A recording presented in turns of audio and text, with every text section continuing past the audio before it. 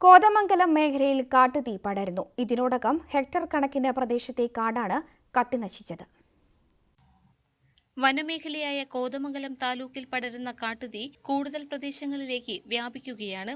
വരൾച്ച രൂക്ഷമായതു മുതൽ കാട്ടുതീ പതിവായിരുന്നു. ഹെക്ടർ കണക്കിന് വനപ്രദേശമാണ് കത്തിനശിച്ചത്.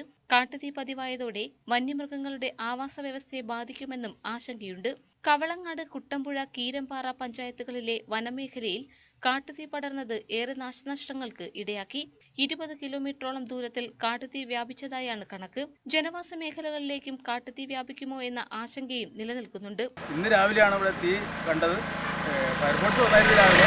പക്ഷേ അവർക്ക് ആ മലയുടെ മുകളിലേക്ക് കയറാൻ യാതൊരു രക്ഷയില്ല.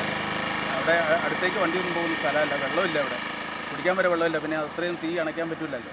ഉൾവനത്തിൽ കാട്ടുതീ നിയന്ത്രണ വിധേയമാക്കാൻ ഫയർഫോഴ്സിന്റെ സംവിധാനങ്ങൾ അപര്യാപ്തമാണ്. വനത്തിനുള്ളിലേക്ക് വാഹനങ്ങൾക്ക് കടക്കാൻ സാധിക്കാത്തതാണ് കാരണം. വെള്ളമൊഴിച്ച് കാട്ടുതീ കെടുത്താൻ നേവിയുടെ സഹായം തേടണമെന്ന ആവശ്യവും ശക്തമാണ്.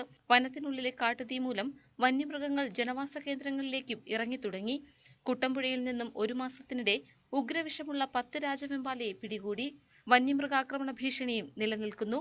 ന്യൂസ് 18 കോതമംഗലം.